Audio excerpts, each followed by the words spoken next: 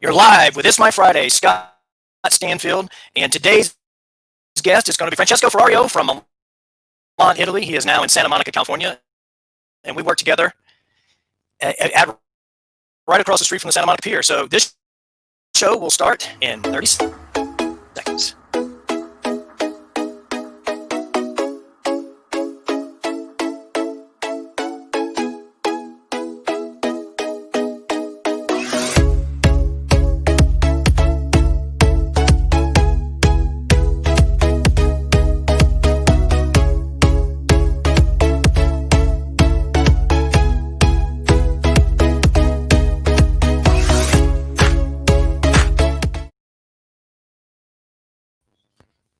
We are live here from Rocky Mountains, Park City, Utah, and our guest today is going to be Francesco Ferrario, and a dear friend of mine, and he's got a lot of stuff going on. So I wrote this just now about a sommelier, and I thought this would be really cool to bring as an intro. An amazing somm is just like a great wine, balanced.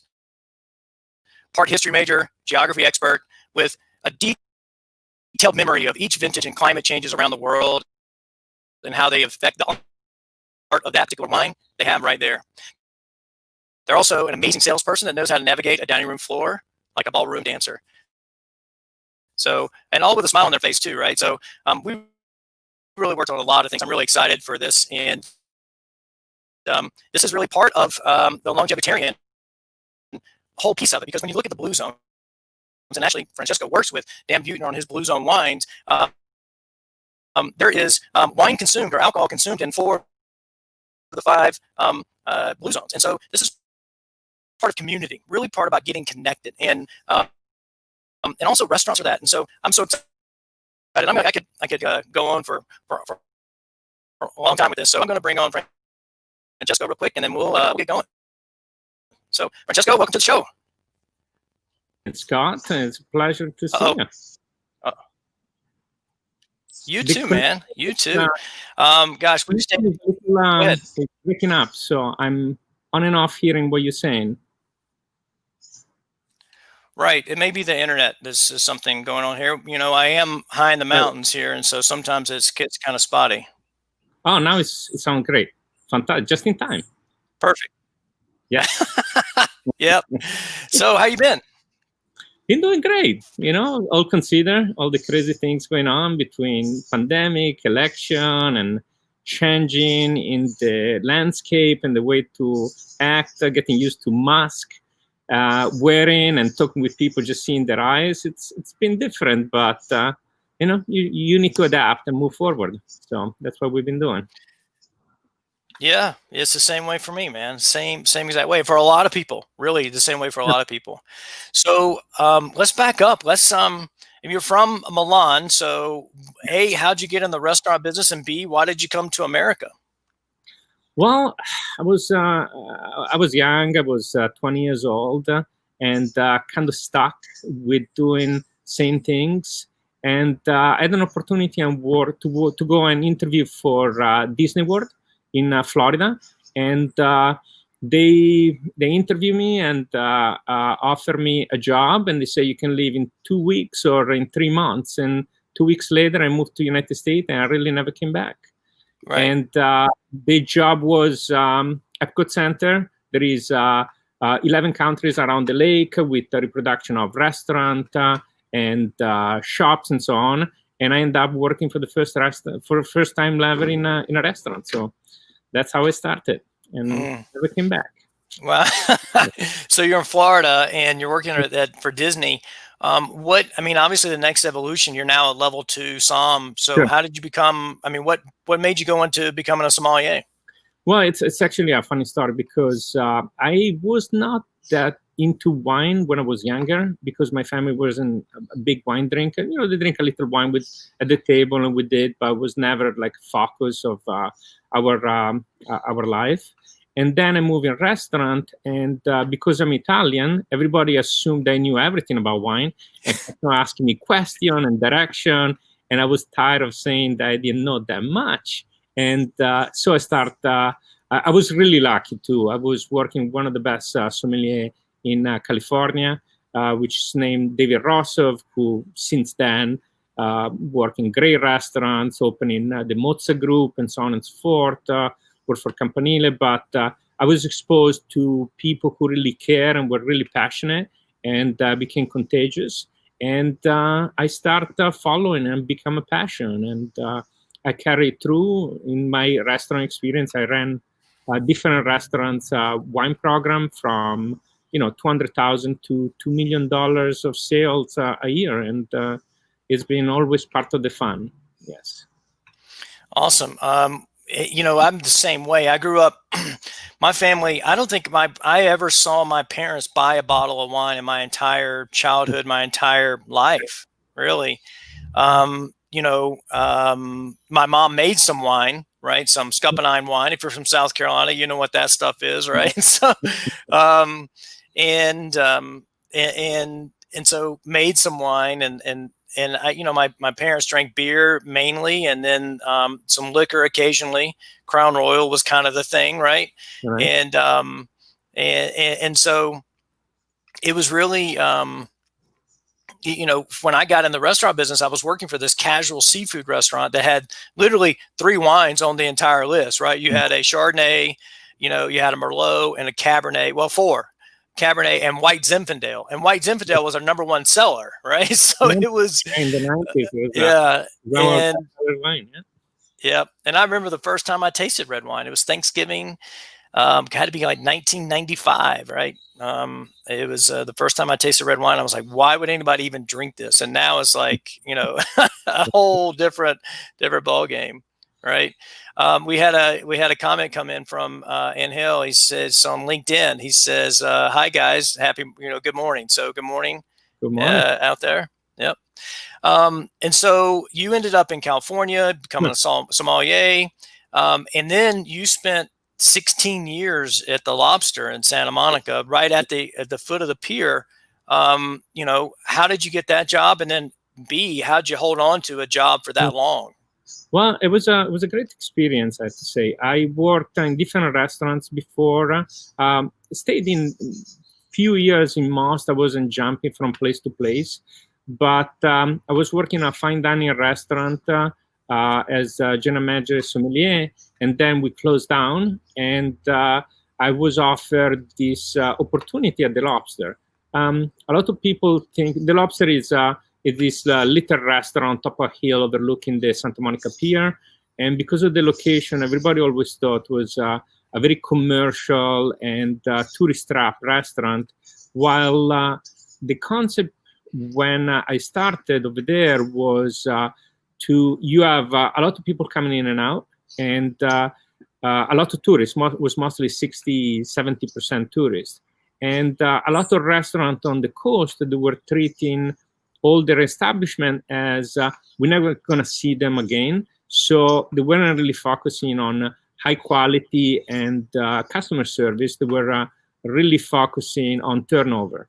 While in this place, we decided that there is a great market that these people are losing, because if you focus only on tourism, on the slower month of tourism, you're not going to see much income. So we focus a lot on regulars and taking care of people who are coming back, enhancing the quality of the food, not overcharging. And when they hire me, they wanted to improve on their beverage program, as I was being a beverage director for years already. And we did something was very different. When I started, I dropped about 30 to 40% of the wine prices that they had. And in about 6 months, we actually raised almost $200,000 in wine sales, because people saw the value, the quality, and they were spending, they were buying more expensive wine instead of the less expensive wine, and becoming a little more trustworthy. And we started a great beverage program, and it was fun. Wow.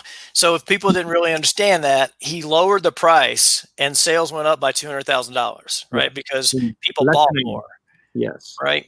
So that goes back to one of these things that I've said for a number of years, which is that a percentage is not the end all be all when it comes to a P&L, right? Sure.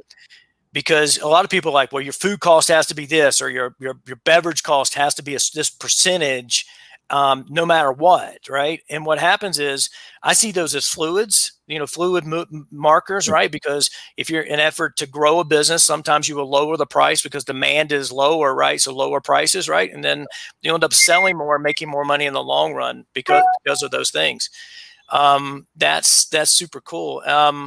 There was something that you said in there that and this is a trap I've seen. I've worked in a lot of tourist places my whole career, starting in Lake Murray in South Carolina, working for Steamer Seafood Company, then here in Park City, and what happens is, and I see this especially in hotels, is that people get caught, and in the Stanley Hotel in Estes Park, Colorado, people get caught up in the fact that I'm never going to see these people ever again, and I can treat them poorly because I've just got this, and they don't grow this base layer of locals to come in, and that was one of the foundations that you did, and so I've seen that repeated over and over again. So it's a trap, really. It's really a crazy trap on catching that.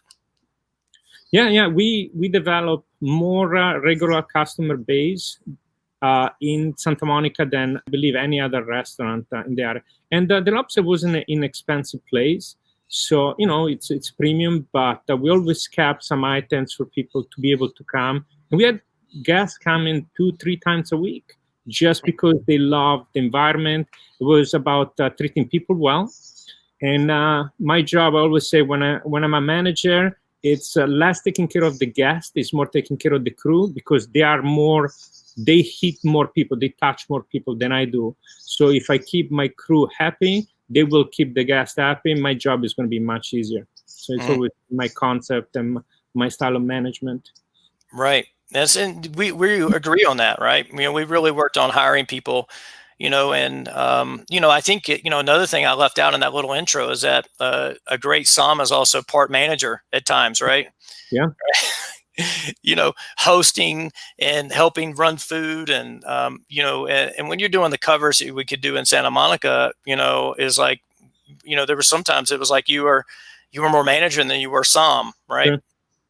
Yeah, there was my last job when we worked together was the first job in probably 25 years that I wasn't managing a restaurant as well, but I end up doing it anyway because it's part of the passion. When you love the restaurant, you love the people, you love the food, you just don't stop on just your job description. You do anything possible to make people happy. It's a very common thing on good restaurant operator. They like to see people living happy, and that's what charges and make us go and work 16 hours a day, a lot of pressure, screaming, kitchen of multi-language and so on and so forth. It makes it all worth, and eating well, of course. It makes it all worth it, right? And it's a tough thing, right? The restaurant world is tough, because of it's a lot of entry level positions. There are multiple languages going on at one time, different levels of emotional intelligence going on, and I mean, you and I have had plenty of laughs about, if we could go back and serve now, how that would be, right? Versus, sometimes the younger generation, how they, really don't, own it the way that our generation did, and even generations before us, right? So, yeah. So you were furloughed right along with me, and so what have you been doing since the furlough and online? You've been doing a lot of stuff online. Yeah, of course. I started with, I had really 5 jobs in the restaurant business, between consulting, sommelier in a couple of places, doing some wine sales, and so on and so forth. And California pretty much closed down and clamped down a restaurant.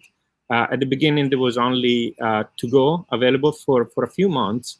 And then little by little, they'll open for just outdoor dining, and it's still the same. There is no indoor dining still in California. So it really slowed down completely the business. So I think it's important that when something happens, you don't stay there and look backward and complain, but just look forward and try to figure out what else to do. And since then, I started working on a new company. It's called Damn Good Vino, which should start in the middle of next month. We're working on content for the website, but it's going to be wine e-commerce, a little different from the other one. There's going to be some geography, some pictures of the vineyard. There's going to be some podcasting, some talks. It's a little more, if you're sitting in your dining room with a bunch of people who are into food and wine, is talking about it and then make it available for other people to purchase. That's the concept. And another thing I started is I help people buy wine. And every week on Wednesday, I start a tasting group with people that I knew that were passionate. They didn't know much about wine necessarily, but they were passionate about learning and tasting. So I select a couple of wines every week, a white and a red, and I do a little class on Zoom. And it's been 40 weeks and counting. And we just sit down at 6 o'clock for an hour and a half, and we look at pictures, we look at maps, and we talk very little about the taste of the wine, but it comes naturally, sharing ideas and experience, and it's been really fun and really interesting. It made me, just alive, and the brain keep on going. So that's been really good. And again, I still do consulting. I help a couple of friends in restaurant to develop and maintain their wine list, change pricing, again, using the strategy that we were talking about. You don't take the percentage in the bank, you put your dollar. So even if your percentage of sale and the cost is really high, if you make a lot of money, it's all worth it. So using this concept. Well, that's the name of the game, is making money, right? And people get caught up on these other metrics along the way. And it may be because, when your manager is like me, or even a sommelier, there may be like a bonus attached to hitting a certain percentage, right? Right. I think that, if there should be a bonus, and that it should be attached to the bottom line, because that's really what matters, right? Top line sales, your reviews online, making people happy, your employee satisfaction is important, right? And then how much money you make. Those are really the important things, right? That are there. So damngoodvino.com is going to be coming soon, right? And so I'm excited to see that. I'm in Utah. I can't buy any wine offline unless I pretend that it's olive oil or something, right? So it's like, there is few states that is really complicated to ship wine, so we're going to avoid. I think it's 5-6 states, and Utah, unfortunately, is one of them. Yep. Because there is a lot of regulation still, I believe, dating back from Prohibition, and so but it's gonna be available in most states. Of course, we're gonna focus on California because we're blessed to be in one of the sunniest and most fun state in the United States. We're close to the ocean, lakes, mountains. It's a complete state. If the rents were a little less, would be the perfect place to live. But again, we can't complain. People do, but it's not necessary. No, people complain about the weather there. It's funny. It's and it's like the weather there is amazing. Mm-hmm. I remember interviewing you, right? Because I had to interview you. Jeffrey Harrelson had known you because he was the GM at the restaurant that we worked at together at Del Frisco's. And but I, out of courtesy, he said, "Hey, why don't you interview this guy?" And I remember asking you, what is your favorite food and wine pairings? And one of them that blew me away was off-dry Riesling with fried food. Sure. Right? Yes. And how'd you stumble upon that? And that's one that I have never heard before. Well, wine and food pairing, it's a lot of fun, especially when you work in a restaurant, and it's about understanding some of the basics.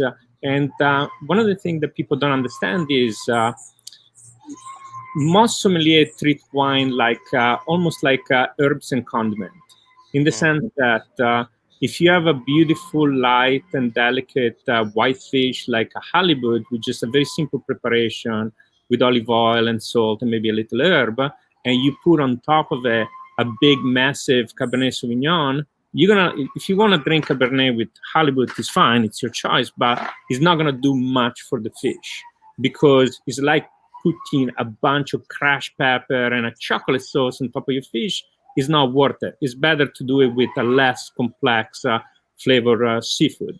So sometimes you want to put is like using a beautiful Pic Poule de Pinet or Sauvignon Blanc. Is like putting a fresh lemony side of Sauvignon Blanc combined with your fish is gonna bring up all the secondary flavor and make the food taste better. Plus, the fattiness of the halibut is going to lower a little the acidity of the wine. Is going to bring up a little the secondary flavor of the wine. So one thing helps the other. And this is my favorite thing. So always looking for something that is not so obvious, but trying to find new things and new pairing. One of my favorite, I was talking about Pic Poule de Pinet. Pic Poule de Pinet is this different kind of grape variety from the Languedoc. It's not as much known because it grows well only in the Languedoc, but has the beautiful zippiness, freshness, and crispness of Sauvignon Blanc. But at the same time, there is almost like a oily texture, a little rounder texture, which my favorite pairing is with pesto pasta, because it's so sharp that it cleanses your palate, and the fattiness of the oil, the cheese, and the grassiness of the basil in the pesto, it just makes sense, and it's just a match made in heaven. It's one of those different things that you keep on trying. It's like, oh my God, it's fantastic. Yeah, I love that about you. I mean, the way you explain pairings this in, it was a way that, like, if I'm going to have a piece of halibut, I'm going to squeeze lemon on it, or seafood and squeeze lemon on it. So your wine is actually could be the lemon, right? And the way that you explain Cabernet, peppery and chocolatey, right? So you put a chocolate sauce on top of this white fish, right? Sure. And so that makes sense, right? When you think about it in that element, right? And because a lot of people, they would taste 5 wines. I'm going to do a wine dinner. I'm just going to taste these 5 wines and see what pairs with this, or make this dish a little bit different, right? They're not actually looking at it as they're looking for that synergy to where it tastes better together than what it did separately. Right. But they're not actually. I've never heard anybody explain it that way, and so that's super, super cool. And you were a server. I've been a server before, and obviously a sommelier manager, and me a general manager. What do you think a server should, because a lot of times server mentality is that I just want to make it through my shift. I don't want to, and I don't want, we found out, but through trying to get people to, in these wine sales contests, that there was this imposter syndrome that really came up. People didn't want to bring wine up because they didn't want their tables to know that they didn't know about wine. Right? So what do you think a server should know about, bartender should know about wine? Working in a particular restaurant with a certain wine list, what are the things they should, where should they start, and how can they really move their wine sales? Sure. For me, one of the most important thing when you start as a server, you need to have a hold on your wine by the glass program.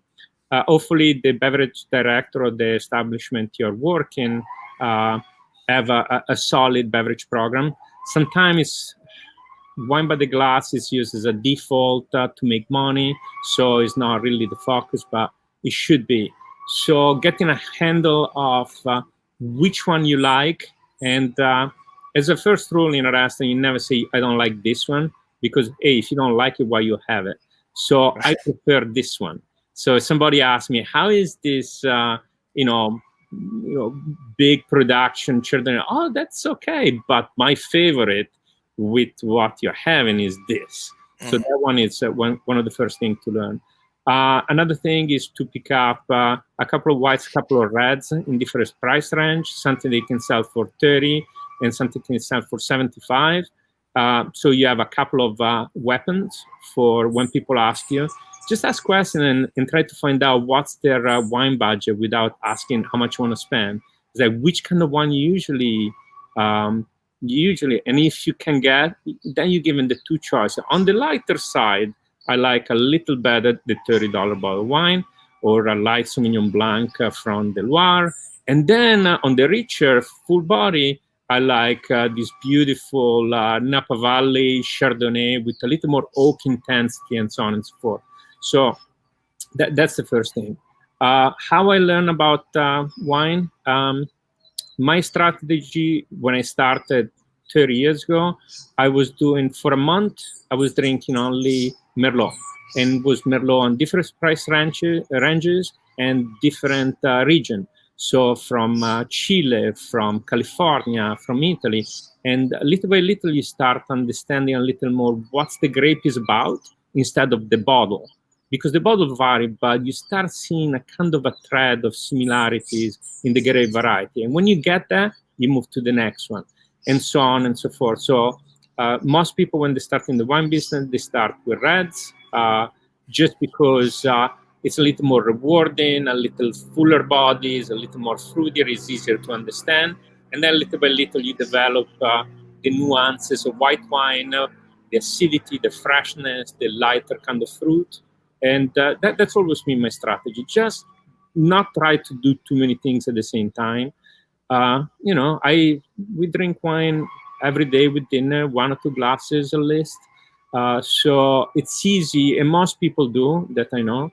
So it's easy to try 3 different kind of wines in a week, and then start thinking a little about what's the similarity, what did you like about it? Maybe take notes and so on and so forth. Especially if you're in the business, it's good to know a little.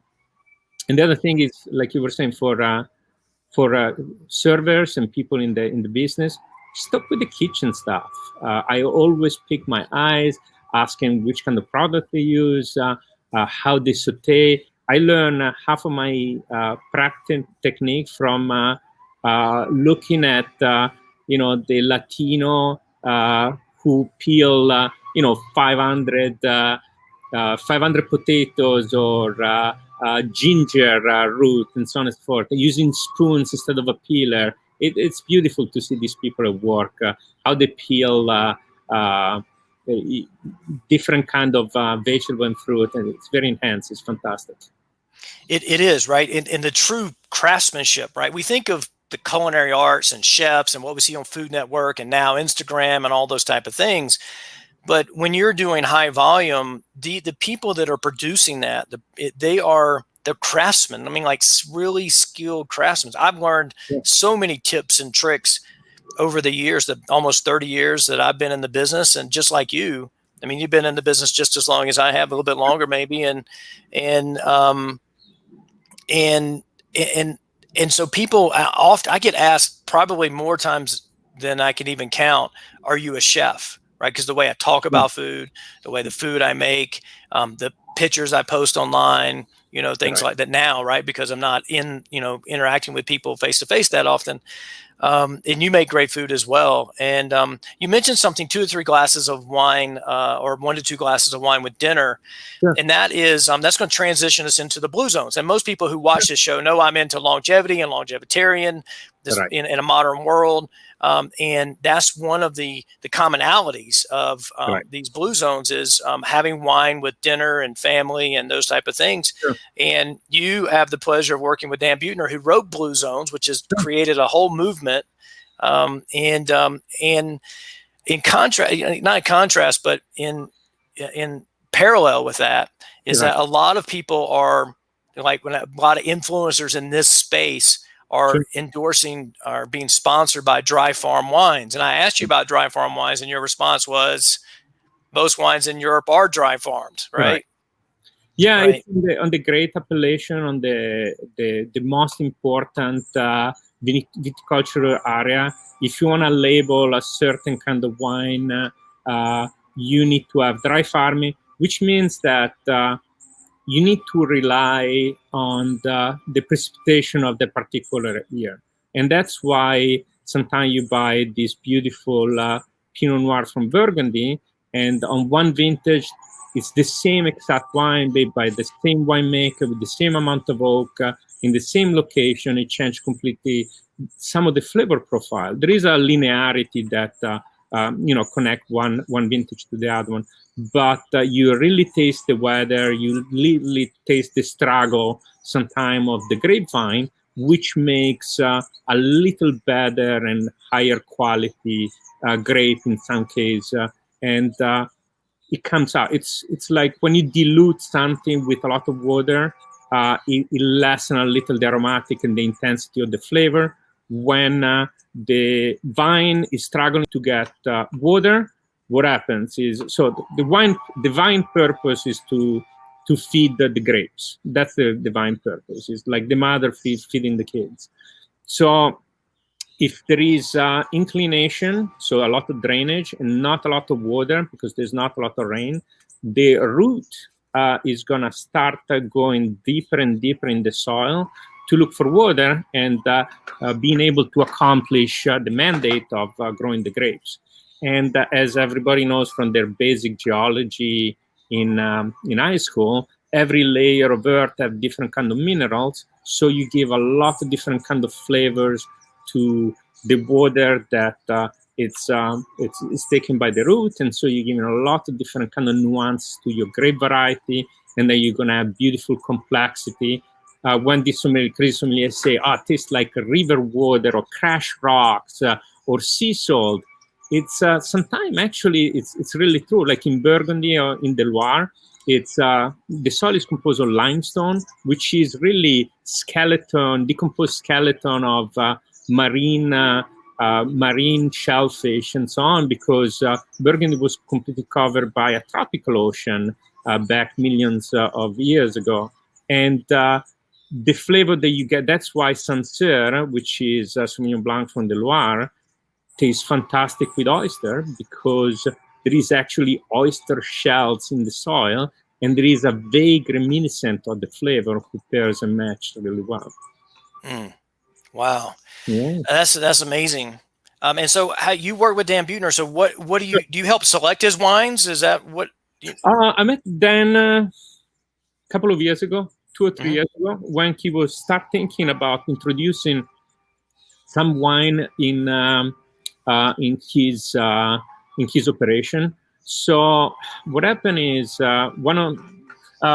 he knew that I was into wine importing, and I have a small importing company as well, and wine consultant. So I was introduced with a friend to him, and he was saying that one of the blue zones, so there is 5 blue zones where people are the most longevic as an average in the world, meaning that there is more centenarian in these 5 particular area than there is anywhere else. And there is a commonality on the practice of life and diet in these different blue zones. And one of the commonality, like you were saying, is in Sardinia, everybody drinks a couple of glasses of Cannonau it's an Italian red Grenache a day. And Cannonau is very high in polyphenol, which are antioxidants and help with heart diseases and so on and so forth. Of course, everything is in moderation. If you drink too much wine and so on and so forth, it's not going to be good for you. But in moderation, it can help for a more longevic life.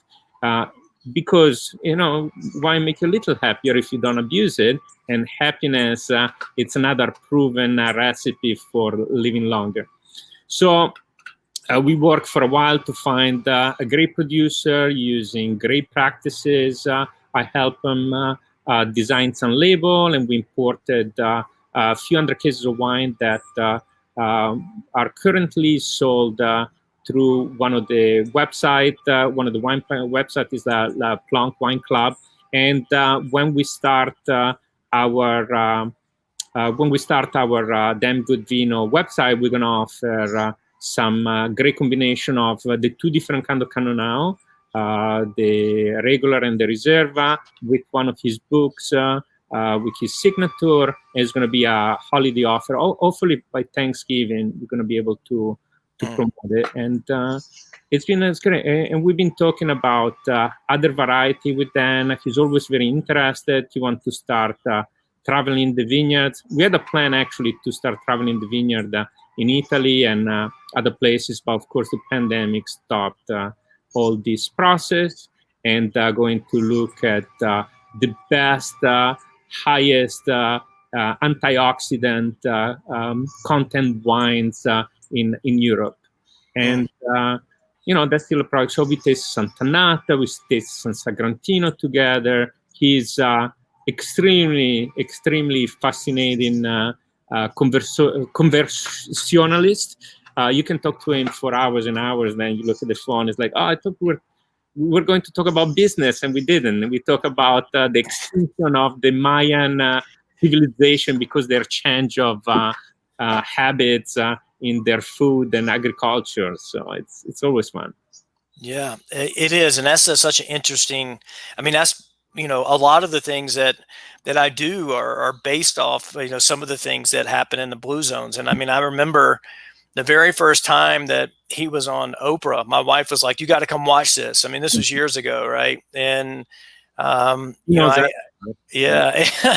and so I've been intrigued with his work for a number of years, and even another Italian, Dr. Victor Longo, who works at USC there, wrote the book. I have it floating around somewhere, the longevity diet. Sure. And goes back to Sardinia and does research in Italy based off, those things. And I've seen that on different shows like Zac Efron's recent Netflix documentary. They went back and Dr. Victor Longo was on there, and they talked about that being one of the original blue zones in Italy. And for those of you who don't know where the blue zones are, Okinawa, Japan, there's a small island in Greece, Sardinia, Italy. There's Costa Rica, and then Loma Linda, California, where the wine sales don't go because they don't consume alcohol because they're 7-day Adventists, right? But they fast one day and then also eat a vegetarian diet. So one of the things that you've recently been doing, you told me as we were talking before this, and as we've been chatting, just as being friends, is that you recently just finished a month, or today's your 30th day being keto. And so it's really odd talking to an Italian person that grew up in Italy and being keto. So talk to me about why you went keto for a little bit. You're doing it just for a short time. It's not a long-term thing for you. Yeah, but it's again, I found myself, unfortunately, with age, my digestive system, it's slowing down, and it gets a little more tired and tiring. And of course, in Italian, you were saying, it's sandwiches during the day, pasta, bread, cheese, and so on and so forth. A very, very, very high amount of carbohydrates, which not only make me a little heavier than I wanted to be, but a little more bloated. Like I felt every time after a meal, I felt like I had a melon inside my stomach, and then little by little would go away. So it wasn't really just weight of fat, but of the system not working properly. So I tried different things, and then my wife decided she wanted to try to do a keto diet for a month. And I said, I'll do it with you. So we started. It's difficult because, of course, carbohydrates and sugars are in most things. So I cheated with the sugars because of my wine intakes. But I have to say that this month has been really rewarding. More energy in the morning, freshness. Took some supplement, of course, of like turmeric and keto firepower and so on. Trying to drink a lot of water. The only thing is easy to default in, like we're talking about, in a lot of meat, because it's a high protein diet, and it's difficult to get protein without beans because they are high carbohydrates. So there was a lot of cheese, a lot of meat, lunch and dinner, which is not ideal, but I know there is a balance. It was the first time that we tried it, but I do feel better. I think my quality of even thinking and moving and my joints feel much better getting up in the morning. So we're probably going to lower. Of course, we're not going to cancel carbohydrates because I do need my bread and my pasta. If not, I get sad. And again, happiness is and moderation is the key of longevity, like we were saying. So we definitely lower the carbohydrates intakes and try not to mix carbohydrates and protein. I think that's been revelatory. Studying about it. It just when you have carbohydrates, just try to keep it with the vegetable. And same thing when you have protein, just with the vegetable instead of the carbohydrates. So it's I think it's the way to go, and makes, after, in your 20s and 30s, you can do whatever you want. Then little by little, if you want to keep on living the lifestyle you want, somebody told me once, is you can do whatever you want, and then in 5 years you're going to stop eating everything, or you moderate now, and then you eat a little of it all your life, and you'll be happy. There's so many things packed in there. I mean, going back and referencing the blue zones, all 5 of the blue zones, one of the commonalities is they're at least 90% plant-based, the diets, right? Yeah, they use a couple of ounces of protein per meal when they do.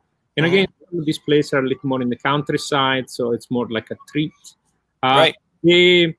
The wine from the blue zone, the Canonau, the father of the winemaker who used to still own the winery, but I think he's 98 years old. He never had even aspirin in his life.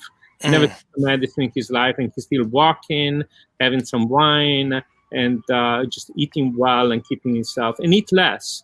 One of the one thing is when you think you're about to be full, you already ate too much. So just control the portion. It's very important. Give the time to your stomach to realize it's full before you pack in an extra, 20 ounces of food or whatever it is. Right. Yeah, we don't here in America. We don't listen to our bodies, right? We just eat. You have to be part of the clean plate club and eat all that stuff, or we worry about going to waste, which is a carryover from the Depression and things like that. And when I took a class years ago on the Mediterranean diet, and in the original Mediterranean diet in Greece, that they only ate red meat 8 times a year. I mean, an American, especially in the South where I'm from, red meat's 8 times a week, not 8 times a year, right? And so, indeed, yeah. Yep. And so, being more plant-based, because there's so many different things with plants. I mean, you get the fiber, which really feeds now we're finding out really feeds your microbiome, which is really the thing that is the leader of health and in your body, and starting from your gut and working your way out, because leaky gut is probably the source of almost every chronic disease that we get. And there's so many different things with that. And so I commend you for taking control and going against the grain and no pun intended, right? And and being an Italian, because my kids ask me, like, "Hey, Dad, when are you going to not be keto anymore?" It's like, when we go to France, I'm having croissants. When we're going to Italy, I'm having pizza and pasta, right? So I'm definitely going to do that. But now that I'm more plant-based, I find it a little bit more difficult to stay in deep ketosis, right? I kind of fluctuate in and out of ketosis, which is fine with me because I fast long enough where I get back in a little bit every day. But I find myself, struggling to, not crave a little bit of honey, or at night or something like that. And I have eaten my fair share of beans over the last month or so as I've been more plant-based. But and I've also, for those that, when we worked together in Santa Monica, I worked a lot of hours, and commuting in LA is not easy, right? I wasn't working out as much as I'd like. So my diet was really important, but I was on more of a carnivore style diet, which wasn't, it worked and it works, but it wasn't the healthiest thing, because there's no cultures that live over 100 years old that eat just meat, right? So I believe that being vegan or 100% plant-based and being carnivore, which is 0% plant-based, are both basically elimination diets. And so you're eliminating what your food problems may be. If you're allergic to something or have an intolerance to dairy, or you're eliminating dairy in both of those, or eggs or soy in the carnivore diet. So, what kind of questions do you have for me? Do you have a question for me, Francesco? You've been doing great, and I love what you've been doing, trying to, enhancing your life and then sharing it at the same time. It's as we get older, as I was saying, it's not only about making money, but doing something that you really love. And if you can help people making money, enhancing your life, enhancing other people, that's always the goal. I think working with people that you like, that you love, Unfortunately, there is a little less human contact right now, but I think what you're doing right now, it's great, and it's necessary for just keep on moving forward and being positive and creating new opportunities. It's great. Thank you. Thank you very much. And one of the things that inspires me about you is that you've got grit, man. When the world shut down, you didn't stop moving, right? You just kept doing and kept going, and I'm going crazy, but yeah. Yeah, going crazy too, right? From those things. Well, where can people find you online right now? Like maybe to join in on these tastings, or consulting, or because we know that the damn good vino .com is going to be coming in the next month or so. So where can people find you online now? Yeah, we're developing again the site, which is going to have some email connection and all this information. Right now, it's we closed one company, my company, who was doing the import. We had to transfer the permits because you can have more than 2 licenses for wine related at the same time. So I had to close one to move to the next. My email from the other company is still valid, is Francesco at artisanwinemerchants.com. And I have multiple emails, but it's easier not to confuse people. And right. Yeah, still doing consulting and helping people out and getting new ideas. The tasting for now, we have different kind of plans on how to handle, because of course when you do a tasting and you want to interact, you can have 200 people. It would be too confusing. So we are working on different kind of platforms and plan to do bigger tasting. Right now is a little more a private, exclusive area that we do through the website. But again, you learn as you go when you try something new. None of my partner have been in the e-trade business, but again, it's perfect time to learn and to try new things and develop new ideas. Yep, it is. When I decided to develop this live show, I knew almost immediately that I wanted to have you on, and so I reached out to you and we scheduled this date. And I just want to say thanks for coming on, and thanks for being my friend. It's been an amazing friendship over the last let's see, it's been almost a year. Well, it's been July was a year. July was June 26th was when we worked together, right? So year and a half almost. People don't realize that sometimes friendship in a restaurant, you live almost longer and spend more time with people working with you than people that you live with, because you have these long hours. They're really intense, and to keep calm, you keep each other calm and interested.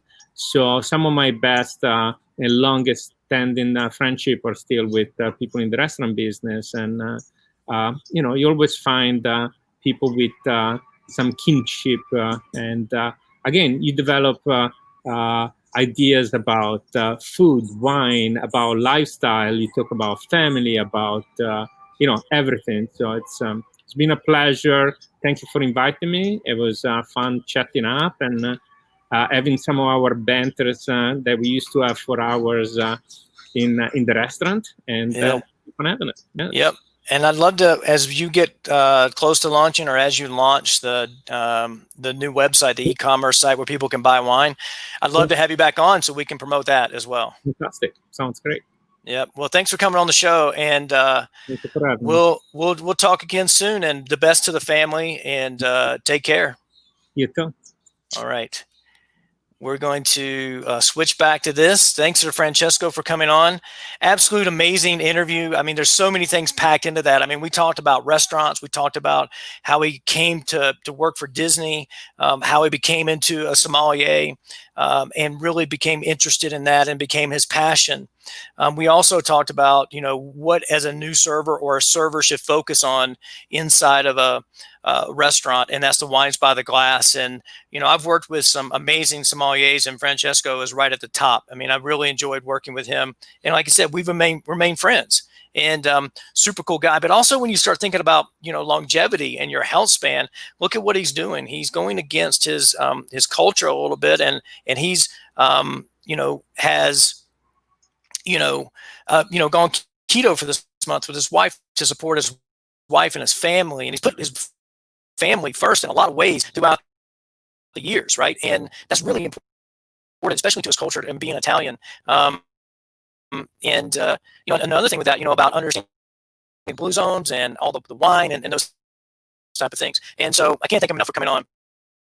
And I think it's an amazing interview and interaction between us. So if you didn't get a chance to watch the whole thing, go back and watch that. Now, tomorrow's show is Friday, and the name of the show is My Friday, which is from our industry. Everybody, it's not everybody gets Friday, Saturday off or has a designated weekend, right? So you would hear that every day. It's My Friday. Tomorrow, I'm going to have a special guest on, St. Clausen. He's has a Facebook group, a podcast, and a live show himself that talks about improving and being the best that you can be. So super excited to have him on. He's going to be coming in from Europe. It's going to be 6 o'clock p.m. for him and 10 a.m. for me. So we're going to be different ends of our day. And so he says, as long as you don't mind the kids jumping in the background, I'll come on the show. And so we've got that scheduled. And so I'm super excited for tomorrow's show as well and learning more from him. And I'm part of his Facebook group. And so again, if it's your Friday, like it's my Friday, it's not really my Friday because I'm working again tomorrow. But if it's your Friday, have a great weekend. And here's the end of the show.